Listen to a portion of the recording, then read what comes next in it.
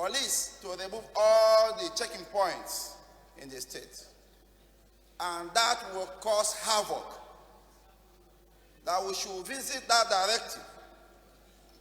Mr. Speaker, I beg this honorable House to mandate the police and security agencies in Anambra State to reinstate the checking points in the state. Mr. Speaker, Anambra State is a commercial city.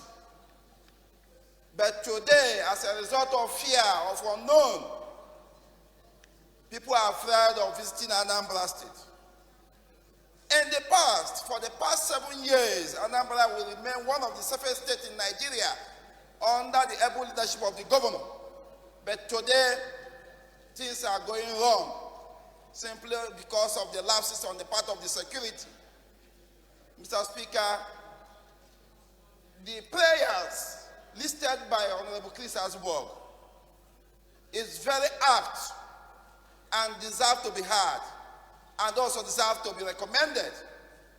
Mr. Speaker, urgent action is needed. Our people are losing a lot. Lives are being lost. We are missing a lot in the system, of economy especially. Mr. Speaker, every Monday, Anambra will remain sit at home. A lot are being damaged in the state, not only Anambra State, entire Southeast. Mr. Speaker, the federal government of Nigeria should help us.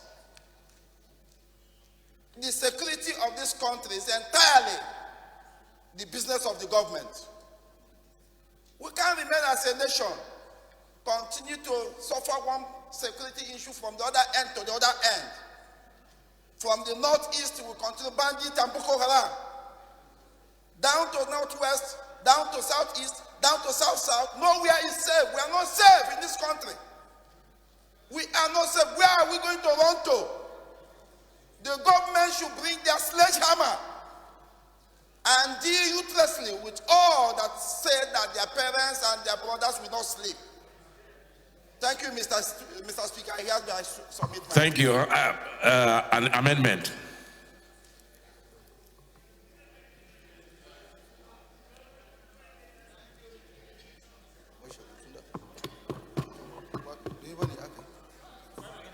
Thank you, Mr. Speaker. In connection with this motion of Mr. Chris, the insecurity situation we are facing in this country is all over. It not affect only one state. It affects every part of the country. Let's be honest, ourselves and our house here. If I have been 4 people or 5 people have been killed in Anambra, how many people have been killed in Zamfara? How many have been killed in Sokoto? How many have been killed in Chebi and Katsina and other states? This has to be considered. Security situation now is all over the federation. Thank you, Mr. Speaker. Yeah, well, I don't know what the amendment is, but that was just a contribution to the debate, right? Okay, all right. You have an amendment? Yes, Honorable Kiru.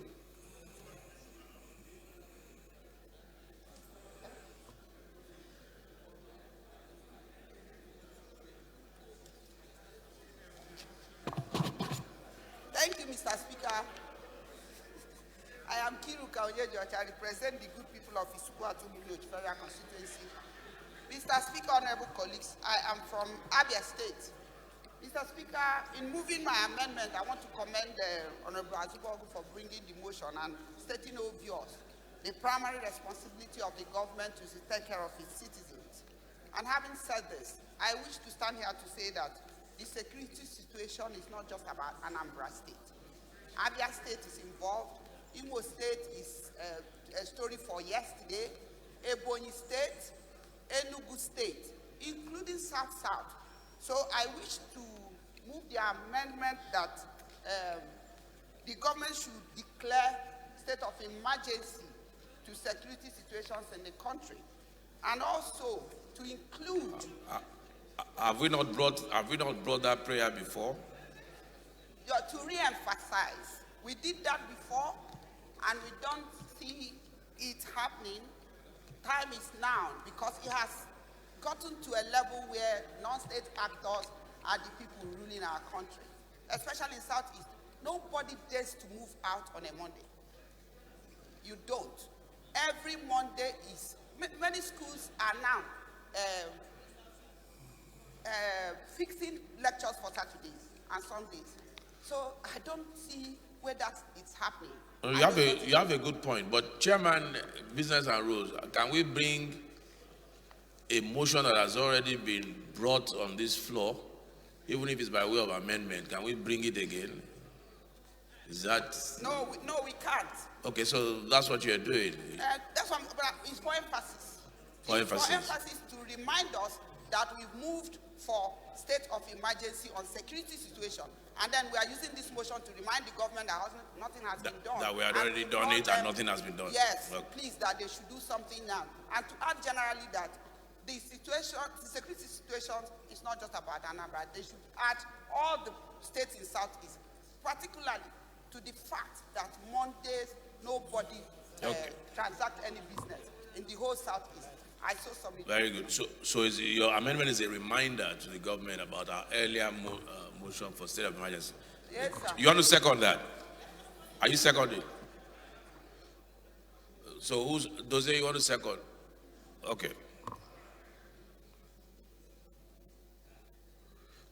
We have to round up our contributions after Honorable Jah so that we can move on.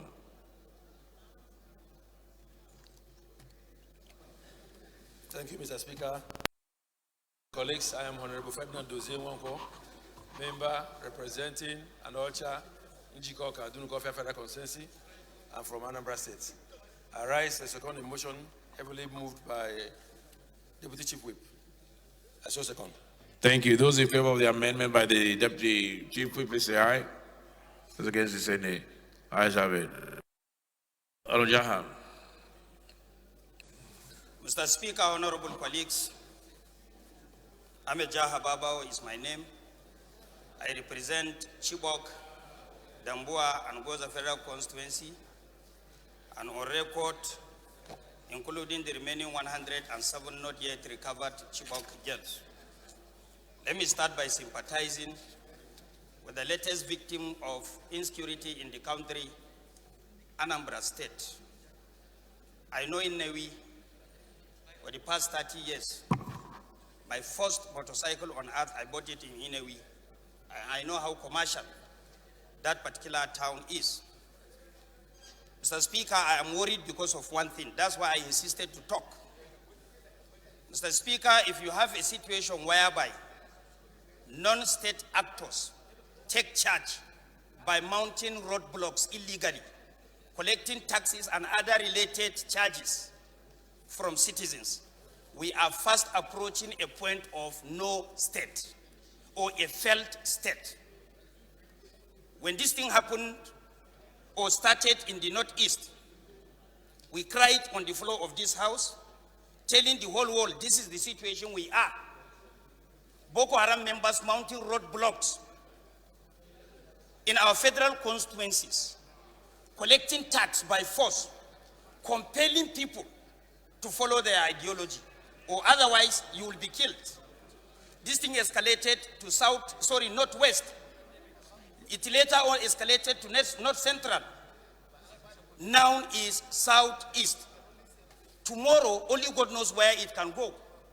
So the most important thing is for us to emphasize, without fear of any contradiction, the establishment of non-actors roadblocks in our highways is very, very dangerous. It's like you are running a parallel government. Nigeria is operating on one hand, criminals are operating on the other hand in the same geographical location called Nigeria. We are still in this thing, and we have been in it for the past 2 years. I have been crying on the floor of this house. And now the thing is spreading to other parts of the country. Tomorrow, only God knows where it can spread further, in as much as an impediment variable is not considered as a problem at the point of origin. It's going to be a problem at the point of destination. I repeat, this is better we take serious measure to make sure that all illegal roadblocks. I asked one service chief that there is a roadblock in my county. Do you know what he told me? He said there is a roadblock even between Lagos Ibadan Road. I said that one is temporary. My own is permanent. So armed robbers can mount a roadblock anywhere, but that cannot make it permanent. They cannot make it permanent. In my constituency is permanent. I know the location exactly where they operate, and they operate 24 hours. And agents of coercion all over the country are aware, and they are not doing anything about it. So, Mr. Speaker, we have to live up to our expectation. The whole world is watching us. We are 360 representing 360 constituencies that make Nigeria. So I rise to support this motion because the thing is escalating. Tomorrow is going to be south-south.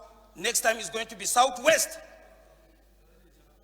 So this is my position. Thank you. Those in support of the motion, please say aye. Those against, please say nay. Ayes have it.